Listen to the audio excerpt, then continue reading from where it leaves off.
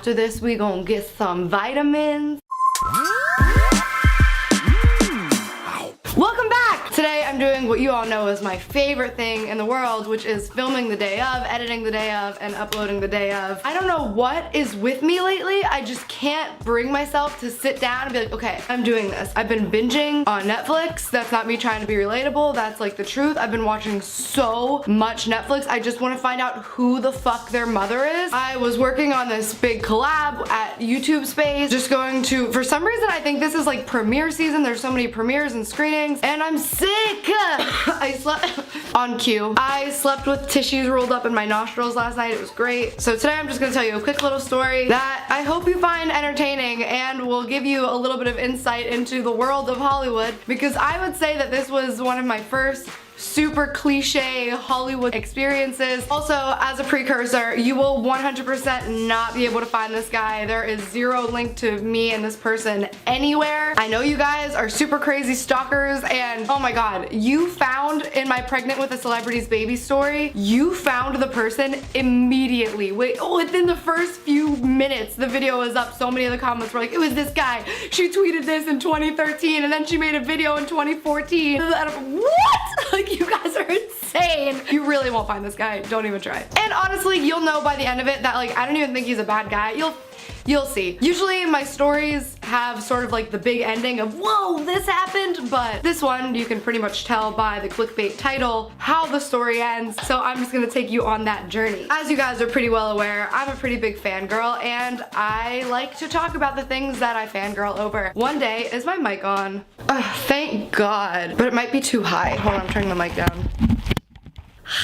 Anyways, I'm tweeting about this show, and I'm not gonna tell you which one. I'm tweeting about this show, and this guy reaches out to me, and he actually emails me, and he says, hey, I saw your tweets about this show. I actually work a lot with that show and that network. How would you like to see a big Hollywood set? And he said, if you want to be on the set with the stars of the show, all you have to do is be a PA. Basically, what the PA is you'll just come in and you might help out a little. And I was just like, okay, pause. If you don't know what a PA is, it's a production assistant. Basically, it's the person on a set who, if you need anything, that person is on the go. It's really, really hard work, actually. I respect PAs a lot, but like the way that this guy was talking to me was very much like, I don't understand Hollywood. I don't understand sets. I don't understand production. It was very much, let me bring you into this world of Hollywood, internet child. I'm sure it's your dream to be an aspiring actor. Do you know what I'm saying? I don't even know if I know what I'm saying. It was just very much this ambiance of, I'm really powerful in Hollywood and I can do great things for you, sort of. I didn't really feel that at the time, but looking back at it, it's sort of obvious telling the story that maybe that's kind of what was going on. But I did think it was kind of douchey, and I was just like, oh, believe it or not, I've actually been on quite a few Hollywood sets. Basically, I had to put him in his place a little bit and be like, so then he was like, oh my god, I'm so embarrassed, I didn't realize, but if you still want, you can just come and stop by the set and you can meet the stars, we're shooting this day, whatever. So up until then, we had texted quite a bit, and he would just send me these goofy little voice messages, and he was kind of really flirty. He was really flirty. And I mean, he works at a really big production company. He's not in his 20s, he's probably in his mid-30s. I don't know, I never asked actually. He's probably in like his mid-30s. So he's like an older guy, very dad type, but like in a cute way. Also, this is starting to scare me. Lately, I've been sort of into older guys. When I see people on dating apps that are in their 30s, I'm like, whoop, so white bright. I don't know, they're just becoming more attractive to me, and that scares me because I'm like, oh, does that mean I'm getting old? Anyway, I had not met him up until this point, so then I go and I meet him on this set, and it's actually really cool. I really appreciated it. I got to meet a really cool star from a show that I love, and he was a pretty cool guy. We had a nice little conversation, and that's pretty much it for that. And we talked, and we were friends, and we had this great little repertoire going where we would just kind of goof around, and there was always kind of that little feeling there of like, is he flirting with me? But I never knew and never really put too much thought into it. And then one day he called me, and I heard someone in the background, and he was kind of talking like, hold on. So I said, oh, who is that? Is that a kid? He goes, oh, yeah, that's my son. I'm like, oh, I didn't know he had a son. Okay, cool. But after that, he kept bringing me these little opportunities like, hey, if you want to do this little spot, then come and meet these people. And I know that you really love have this, so maybe you want to meet these guys, they'll be here. He would send me like little videos of him just driving, he was really goofy, quirky. I would say he was cute yet attainable, you know what I mean? Like take home to your mom, even though he's almost as old as your dad, approachable. I don't know. And then it was like, hey, I have a friend who could really manage you. And it just seemed like he was really interested in my career. And I think at this point I kind of was aware. I was like, okay, some guy is reaching out to a young girl in Hollywood. There's probably something here of, you know, empty promises and stuff like that. But he actually was helping me a lot. And it kind of got to the point where like, hey, we're buds, we're friends, and he's a really good resource and I enjoy talking to him. He gives me a lot of advice. There were a couple times where I had some serious questions or urgent situations where I was like, what do I do? And he would refer me to other people or tell me what he thinks. It was a really beneficial relationship for me and just kind of enjoyable as a friend. Then in December, I would say that this is where it kind of got a little So as a lot of you, or actually I don't even know how many of you know, there was this video about me in December that really made me feel bad and I was getting a lot of hate. That sounds like such a pussy little bitch thing to say, like, I felt bad, I was getting so much hate. But it was pretty bad. It was Christmas Eve and I was spending my entire time that I only see my family once or twice a year. The time that I wish I would have been spending with my family, I was holed up in my room reading awful comments, getting just piles of hate, and it sucked. And I didn't know what I should do about it. I didn't know if I should respond to it. I didn't know if I should ignore it. I didn't know if I should do something legally about it. Like, I really didn't know because so many different people were coming at me with different things, whatever. So this guy is really knowledgeable in the entertainment industry and all of these things. So I reached out to him and I said, hey, what do you think I should do? So he really, really comforted me in this time. He was really resourceful. He gave me some really great advice, which actually ended up to be kind of shitty advice. I know you're watching this because I'm gonna send you this video because we're pals, but pretty shitty advice.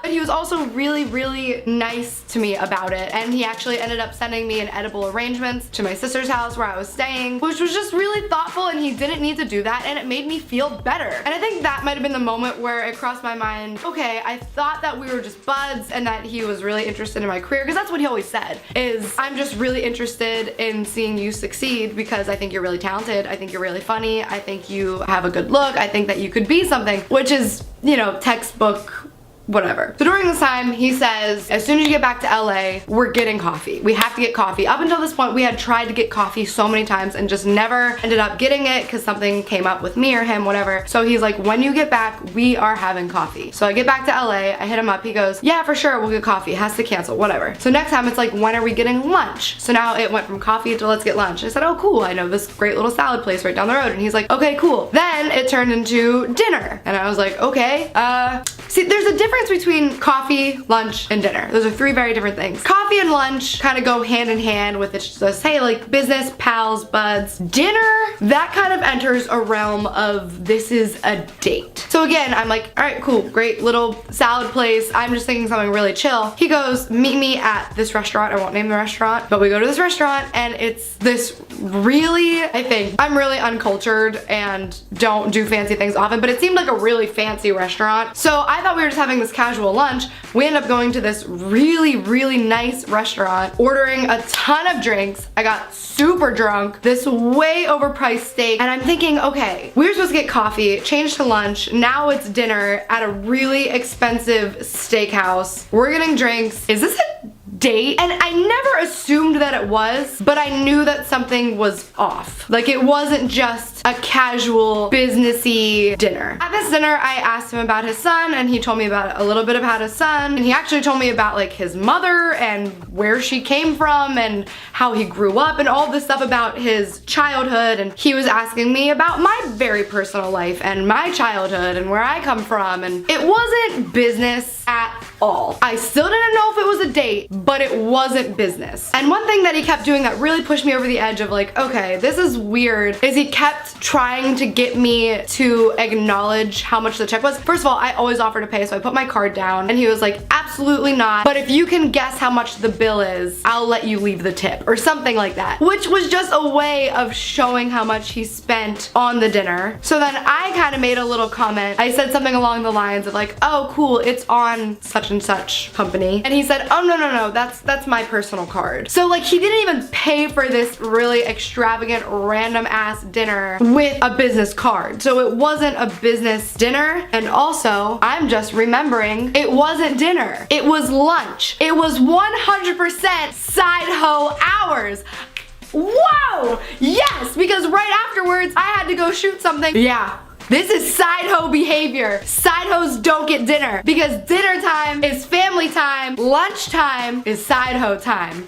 Boom, lawyered. Anyway, so then he insists on calling my Uber. He calls the expensive Uber. And as I get in, it's like a weird hug, kiss my face, but like, are you gonna kiss my mouth type, what is happening situation. And he says to the driver, make sure you take care of this. This is a very precious package or something really cheesy. And then he says, send me pictures from set. I wanna see how you look under lights or something. I don't know. Basically telling the driver I'm an important package, telling me to send him a picture when I get there. So I get there, I send him a picture, he's like, beautiful, look at those legs, and I'm like, okay, this is like not business. This is risky business. So that was that. I was like, all right, I feel like this guy kind of likes me. I don't really know what the situation is. I'm not really looking to date anybody right now. I guess it's flattering that he's interested, and I wasn't not interested. I'm not saying like, oh, I'm not like into it, but I was like, So we continue talking and just texting back and forth, and then he recommends this guy to me who wants to potentially manage me. So I go and have lunch with this guy and we're talking, and then he starts talking about family game night, and I was like, oh, that's so cute. You have a wife and kids? He was like, yeah, we always play with, oh, you know this guy. We always play with him too. And I was like, oh, yeah, who else? And he goes, well, I mean, it's just me and my wife and him and his wife. And I was like,